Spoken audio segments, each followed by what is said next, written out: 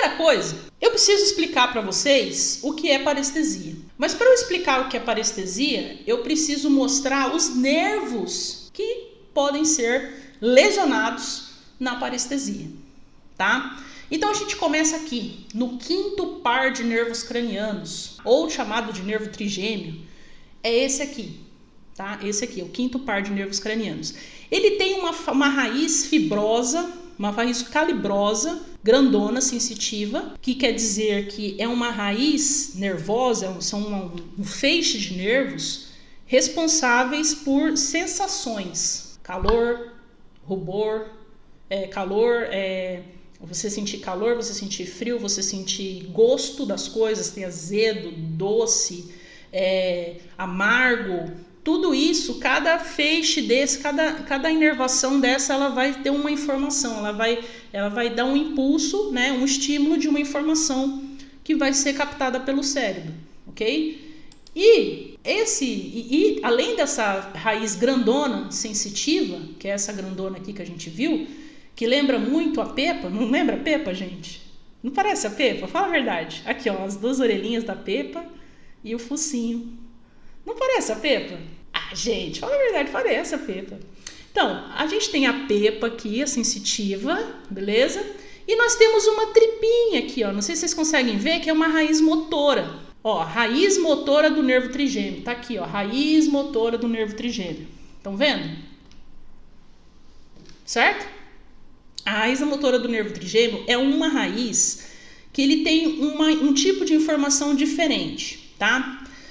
Nervos motores, gente, eles são 0 1, eles são binários. Ou eles têm uma informação de contração ou retração muscular, certo? Eles são nervos que vão movimentar musculaturas. Nessa situação, ele não precisa ser muito especializado, ele tem duas informações. Ou ele manda contrair o músculo, ou ele manda relaxar o músculo.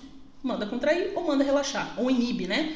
Inibe e manda relaxar. Já o sensitivo, ele é um monte de informação. Você não tem várias sensações na boca? Você consegue sentir frio, calor, áspero. Se você pegar sua língua e parar numa lixa, você vai sentir áspero, não vai? Então você consegue sentir tato, você tem tato na língua.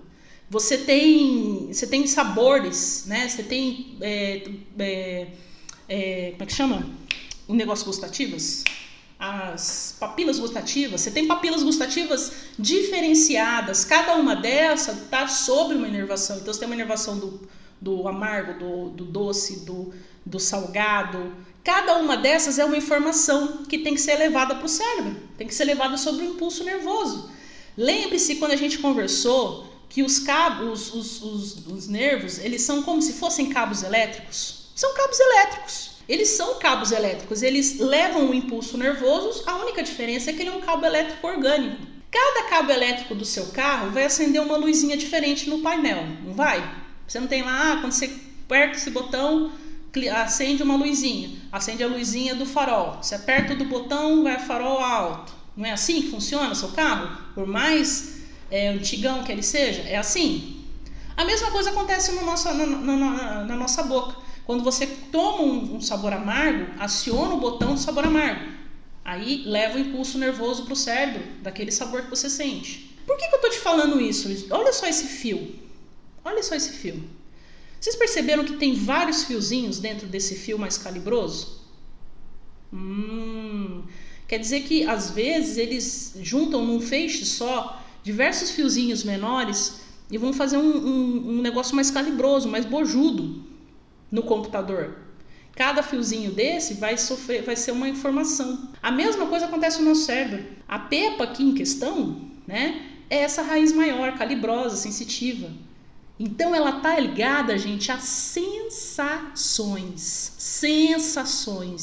e não impulso nervoso para contração muscular, ok? Tá, vocês estão me entendendo até aqui? A gente tem uma fibrinha aqui, ó, que vai estar relacionada a impulso muscular, mas a grandona, aquela que tem o nervo trigêmeo aqui, né, que ela vai descer com o nervo trigêmeo, ela vai descer as ramificações do nervo trigêmeo, são de sensações. Por que eu estou frisando tudo isso, Bianca? Porque parestesia, gente, é a condição localizada pela perda de sensibilidade da região inervada pelo nervo que lhe é associado, no lugar onde aconteceu. E que ocorre quando existe ou provoca uma lesão nos nervos sensitivos.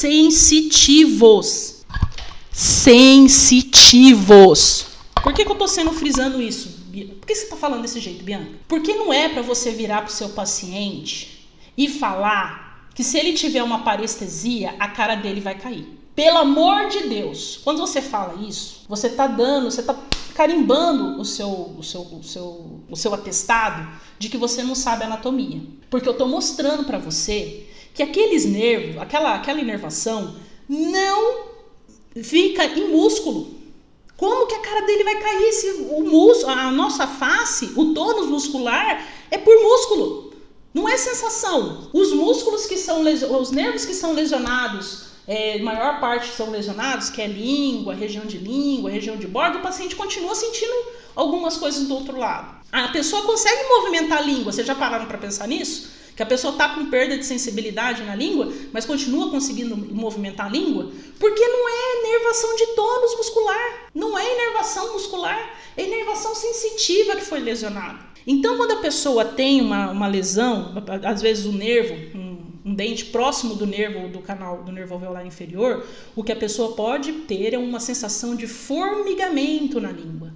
Ela pode ter uma sensação de até mesmo diminuição do paladar naquela região. Ou do nervo alveolar inferior, não. O nervo alveolar inferior é a sensação de formigamento no lábio. Mas isso não quer dizer que a cara da pessoa vai cair, gente. Pelo amor de Deus, são nervos diferentes. A pessoa fica com a cara normal. Por quê? Porque a parestesia é perda de sensibilidade. Ah, Bianca, e paralisia facial? São outros nervos. É uma outra situação.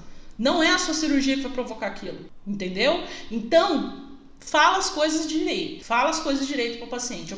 Eu perdi aqui 10 minutos para falar disso daí com vocês. Presta atenção. Olha o tamanho da tripinha que é o nervo motor do nervo trigêmeo. Esse nervo, gente, ele vai descer junto com o nervo mandibular. O nervo, a gente já vai ver ele mais para frente. E ele vai inervar a musculatura interna da mastigação. Não tem nada a ver com os músculos faciais. Então não me fala que o paciente vai ter a cara do paciente vai cair, que o olho do paciente vai virar, que o olho do paciente vai fechar e nunca mais vai abrir, porque isso não tem nada a ver. Não tem nada a ver. Ok? Estamos entendidos? Não vão fazer mais isso, certo? Vou ficar brava se vocês fizerem. Olha lá, hein? Então, gente, é importante entender aqui que a PEPA é sensitiva, beleza? A PEPA, desse jeito vocês nunca mais vão esquecer, a PEPA é sensitiva. E chegamos no esquema elétrico de uma casa. Por quê, Bianca? Porque os nossos nervos funcionam muito parecido com o esquema elétrico de uma casa, tá? Você tem aqui um medidor, aí vai chegar 3 cabos na sua casa, né? Normalmente são o positivo, o negativo, acho que é isso, e o neutro, no caso, não, é um neutro, um energizado, um neutro e um fio terra. Desse daqui, esse nervo aqui esse fio bem calibroso, vai ser colocado na sua caixa de distribuição, na caixa de força da sua casa, e dali você vai ter diversos circuitos que vão ser distribuídos para as regiões onde você precisa de energia. Então você vai ter um circuito para as lâmpadas, um circuito para tomadas, um circuito para o chuveiro. Cada coisa na sua casa vai ter um certo circuito. E assim você vai conseguir distribuir a energia na sua casa. O nosso crânio, gente, funciona do mesmo jeito, tá? Você acha que o ser humano descobriu como fazer isso como? Descobriu da cabeça dele? Não, ele observou a natureza, né? Ele observa a natureza e ele faz esquemas elétricos.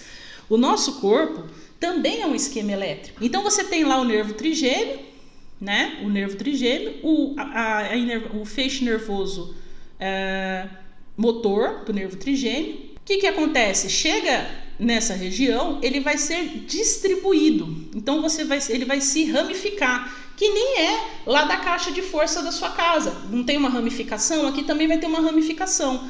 E aí você tem o nervo oftálmico, né, que vai entrar dentro da fissura orbital superior, dentro do crânio, e vai fazer o caminho dele. O nervo maxilar, que vai fazer toda a inervação da maxila, inclusive o nervo alveolar superior anterior, médio, posterior. E depois você vai ter o nervo mandibular, que vai passar pelo forame oval e junto com ele, vocês estão vendo um outro aqui, ó, junto? Esse aqui é a raiz motora do nervo trigêmeo. Ele vai descer junto com o nervo mandibular, por dentro da boca, não é por fora. Então não tem como uma coisa que é por dentro inervar a musculatura que é por fora. Logo, a cara do paciente não vai cair se você tiver uma parestesia. Entendeu, pessoal? A cara do paciente não vai cair. Isso me deixa muito revoltada. Quando o paciente chega chorando para mim, dizendo que o dentista anterior tinha falado que a cara dele ia cair. Me deixa muito revoltada, mas tudo bem, vamos deixar isso para lá. Então, o que acontece? Depois que você tem essa ramificação, ela desce pela mandíbula, né? Fazendo mais ramificações. É como se ela descesse lá do seu quadro de luz e ramificasse uma parte para a lâmpada, uma parte para a tomada, uma parte para o chuveiro, tá? Aqui nós vamos ter uma parte que é o nervo, a ramificação do nervo mandibular, que vai o nervo lingual, lembrem-se desses nomes, nervo lingual, que vai inervar toda a região da gengiva lingual dos dentes inferiores. Nós temos o nervo bucal, que vai inervar toda a gengiva vestibular dos nervos dos dentes inferiores, ali na região dos dentes inferiores. E nós temos o NAI, o nervo alveolar inferior.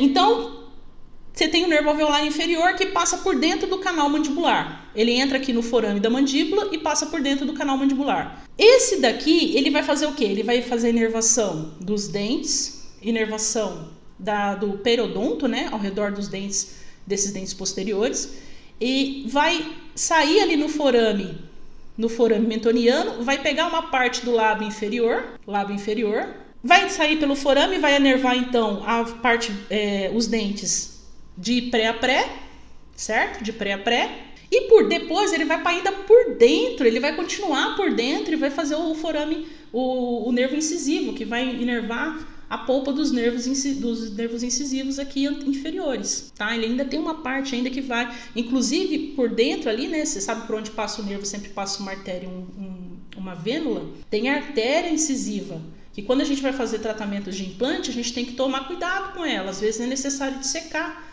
porque você pode, se você romper ela, pode dar uma hemorragia no paciente, né? Então ela fica bem abaixo ali, muito próximo das cristas, ali embaixo na região palatina do osso da mandíbula, né? Às vezes você tem que tomar cuidado com o que você descola, porque como o paciente teve uma perda de rebordo ali, né? Ali é uma região muito sensível, às vezes você precisa dissecar aquele nervinho, aquela arterinha, né?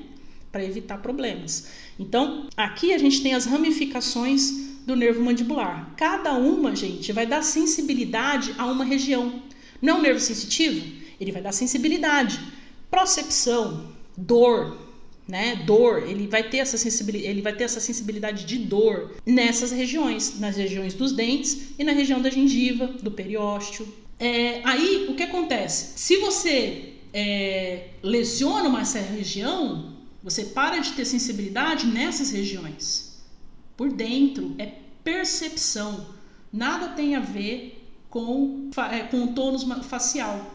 Inclusive, os nomes dessas coisas, gente, são diferentes, tá? Então, aqui, ó, só para deixar pronto, para vocês entenderem, como eu falei, o nervo mandibular é um nervo misto. Ele é constituído de uma raiz motora, que é aquela fininha, e uma raiz sensitiva, que é a pepa, que a gente viu lá em cima.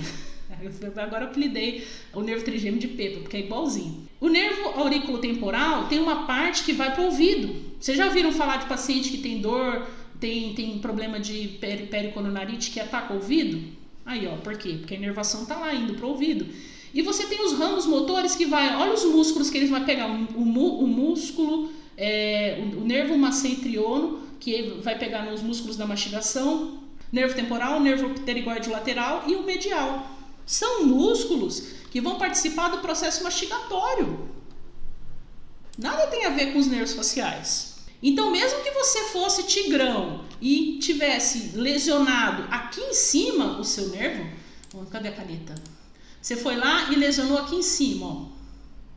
Você foi lá e tal, você quebrou ele aqui. e você lesionou o nervo, essa raiz motora, que o roxinho é a raiz motora, né? Do nervo milioide.